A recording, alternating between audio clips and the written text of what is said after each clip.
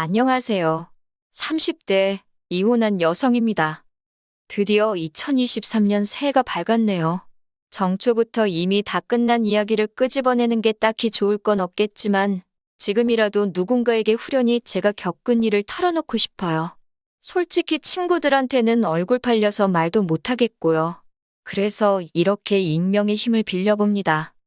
남편과는 후배의 소개를 통해서 만나게 되었습니다. 그 후배가 원래 자기 주변 사람들 엮어주는 걸로 좀 유명하다고 해야 할까요? 아무튼 그 후배가 하루는 연락을 해와서는 자기 아는 선배 중에 저랑 정말 잘 어울릴 것 같은 사람이 있다며 뜬금없이 저에게 소개팅을 해주고 싶다고 하더라고요. 사실 제가 원래 소개팅을 좋아하는 사람은 아닌데 그 무렵에 주변에서 연애하느냐, 시집 안 갈 거냐 그런 소리를 너무 듣고 있어서 스트레스가 이만저만이 아니었거든요. 그래서 겸사겸사 남편과 소개팅을 하게 되었지요. 남편에 대한 첫인상은 사람이 순해 보인다는 거였어요. 웃는 모습이 서글서글하니 사람 좋아 보인다는 게 이런 거구나 싶대요. 이후로도 남편과는 몇 차례 더 만났는데 그때마다 시간 가는 줄 모르고 즐거운 한때를 보냈어요. 그렇다 보니 금세 연인 사이가 되었고 나아가 부부의 연을 맺게 되기까지 그다지 오랜 시간이 걸리지 않았습니다. 하지만 결혼식을 올리고 얼마 지나지 않았을 때였어요. 하루는 아버님께서 저희에게 할 이야기가 있으시다며 저녁 약속을 잡자고 하시더라고요. 평소에 미리미리 계획을 세우신다던가 그런 성격이 아니셨기에 좀 의아하단 생각은 들었지만 알겠다 했네요. 그리고 당일날이 되어서야 저와 남편 둘 다 깜짝 놀랄 상황을 맞닥뜨리고 말았습니다. 아버님 옆자리에 꽤 젊어 보이는 여자분이 앉아 계셨거든요. 어디서 본 것 같다 싶어서 계속 기억을 더듬어 보니 저희 결혼식에 오셔서 계속 아버님 곁에 머무시던 분이셨어요. 그때도 어렴풋이 아버님한테 여자친구라도 있으신가 보다 생각은 했지만 이후로 별 이야기가 없었기에 저도 굳이 얘기를 꺼낸 적은 없었지요. 그런데 그분이 아버님과 함께 나와 계셨으니 직감적으로 오늘 저녁 식사가 그냥 저녁 식사가 아니구나 싶더라고요. 그리고 떨떠름한 표정으로 맞은편에 앉은 저희를 보고 아니나 다를까 아버님이 먼저 그 여사님을 소개해 주셨습니다. 당신이 5년째 만나고 있는 분이라면서요. 그리고는 뒤이어 말씀하시기를 거진 20년 가까운 세월을 당신 혼자서 아들을 키웠고 장가까지 보냈지 않냐. 그러면서 이제는 당신도 새로운 인생을 살고 싶다 하시대요. 간단하게 정리하자면 호적은 그냥 두고 지금 여사님하고 살림만 합쳐서 살고 싶다고요. 요란하게 모식을 올리고 그러자는 것도 아니고 그냥 평생 한 집에서 서로 의지하며 살고 싶은 것뿐이라면서요. 이렇게까지 말씀하시는데 안 된다는 자식이 어디 있겠어요. 저나 남편 모두 이제라도 아버님께서 짝을 찾으셨으니 다행이다 생각하고 그러시라 했습니다. 그리고 한 달 뒤 제가 두 분을 초대해 다시 저녁 식사 자리를 만들었습니다. 앞으로 잘 사시란 인사도 드리고 작은 선물도 해드렸어요. 제가 비록 당장의 여사님에게 어머님이라 부를 자신은 없었지만 그래도 아버님의 며느리로서 이 정도 축하 인사는 드리고 싶어서 누가 시키지 않았어도 만든 자리였습니다. 여사님과 아버님도 고맙다 하시고 나쁘지 않은 분위기였어요. 그리고 며칠 뒤 여사님이 저에게 연락을 해오셨습니다. 문자로 저에게 며느님이라고 부르며 축하해줘서 고맙다. 앞으로 서로 할도리는 하면서 잘 살았으면 좋겠다. 그런 내용이었지요. 하지만 몇 번을 읽어도 왠지 이게 무슨 소리인가? 할도리라니?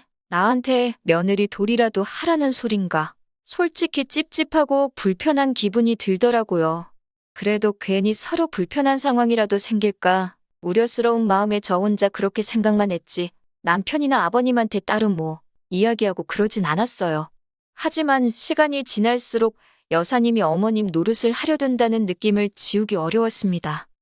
제가 처음 이건 아닌데 그런 생각을 했던 건 여사님과 아버님이 살림을 합친 지 한 달 좀 안 됐을 시기였어요. 하루는 아버님께서 전화를 걸어오셨는데 지금 여사님이 저희 주시려고 직접 담근 김치를 가지고 저희 집에 가셨다는 거예요. 하지만 그때는 낮이었고 남편과 저 둘 다 회사에 있었거든요. 제가 아버님께 일단 현관에 두고 가시라고 말씀 좀 전해달라 했습니다. 참고로 저와 아버님 사이는 그럭저럭 좋은 편이었어요.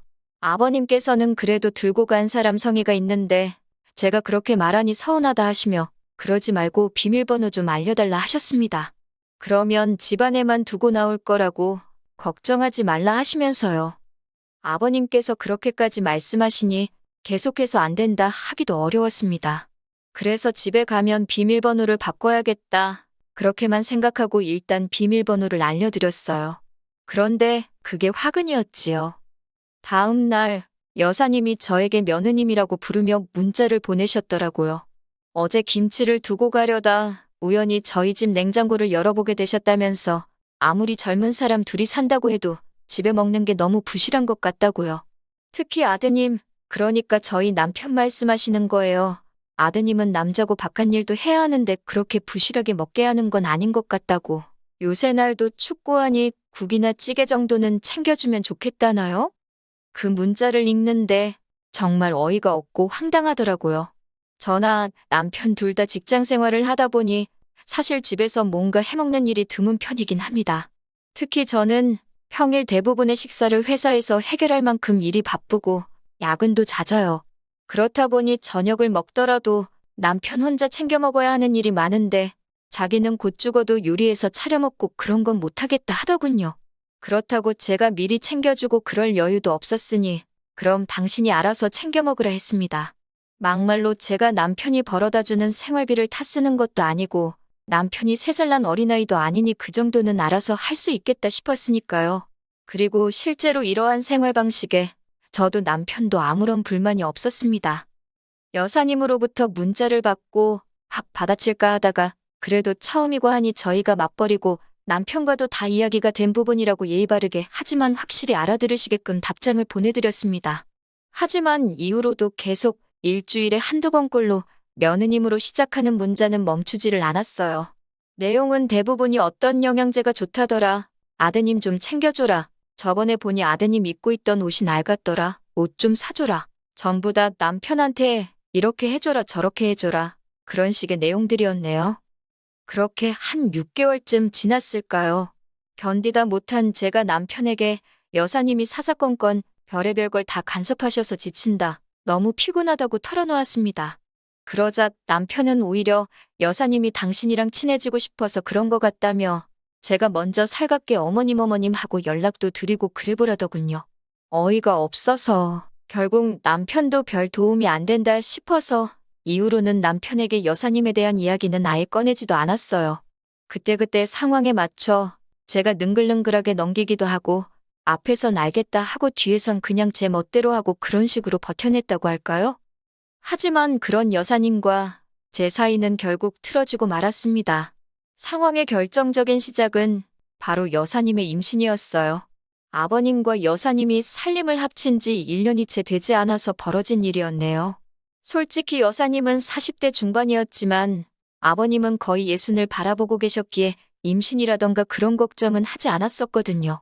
그런데 이건 뭐 울어야 할지 웃어야 할지 솔직히 남사스럽다는 생각도 들고 머릿속이 복잡하더군요. 하지만 여사님의 임신 자체가 문제가 아니었습니다. 문제는 임신 이후로 달라진 여사님의 태도에 있었지요. 태어날 아이의 출생신고도 그렇고 여러 가지의 편의를 위하여 아버님은 여사님과 혼인신고를 하셨습니다. 솔직히 혼인신고 자체도 저나 남편에게는 부담스러운 일이었어요. 그런데 더 부담스럽고 불편했던 건 여사님이 어머님이라 불리기를 원하셨다는 거예요. 당신은 어머님으로 그리고 앞으로 태어날 아이는 아가씨든 도련님이든 맞는 호칭으로 불러달라 하시대요. 제가 이상한 건지 남편을 낳아주신 분도 키워주신 분도 아닌데 어머님 소리라니 가당치도 않다고 느꼈고 그것도 부족해서 아가씨는 뭐고 도련님은 뭔지 여러 가지로 껄끄럽고 그렇더라고요. 하지만 여사님의 요구는 거기서 끝이 아니었습니다. 여사님이 임신을 하고 얼마 지나지 않아 저는 저대로 회사를 관둬야만 했어요. 남편이나 저 역시 아이를 가지려고 준비를 하면서 제가 건강검진을 받게 되었는데 뜻하지 않은 소식을 듣게 되었거든요. 면역력이 떨어져 있는 것도 문제였고 무엇보다도 갑상선 쪽에 이상이 보여서 당분간 무조건적인 안정을 취하라는 의사의 소견이 있었습니다. 잘 다니던 회사를 갑자기 관두려니 아쉽기는 했지만 앞으로 갖게 될 우리 아이를 위해서라도 쉬어가는 편이 좋겠다 싶어 어려운 결정을 내렸네요. 그런데 제가 직장을 관뒀다는 소식을 들은 여사님과 아버님께서 뜬금없이 합가를 요구해 오셨습니다. 말이 좋아 합가지 같이 살면서 여사님 뒤치다꺼리를 해달라는 속셈이셨지요. 저는 무조건 싫다고 못한다 했습니다. 그랬더니 여사님이 한다는 소리가 자기가 진짜 시어머니였어도 이렇게 나왔겠냐면서 이게 다 제가 당신을 무시해서 그렇다는 거예요. 제가 억지 쓰지 마시라고 제 건강도 안 좋아서 다니던 회사도 관둔 마당에 제가 지금 무슨 정신으로 여사님 임신수발을 들겠냐 따지니 급기야 아버님까지 동원해서 저를 천하의 나쁜 X로 만드시더군요. 아버님께서도 저더러 하시는 말씀이 당신이 여사님과 결혼하면서 별달리 해준 것도 없고 저희 눈치 보느라 금연사포 한 번도 못 씌워줬다면서 자기 입장을 봐서라도 이번 한 번만 제가 여사님 좀 챙겨드리면 안 되겠냐입니다. 아버님이 못 해주신 걸 왜 저더러 해주라 하시냐. 저하고 여사님은 솔직히 생판남남이다. 부담스럽다. 저도 도망가지 않고 제 입장을 밝히며 맞섰습니다. 그랬더니 아버님이 당신한테는 여사님이 제일이지 여사님한테 싸가지가 없으면 며느리고 나발이고 필요 없다시대요.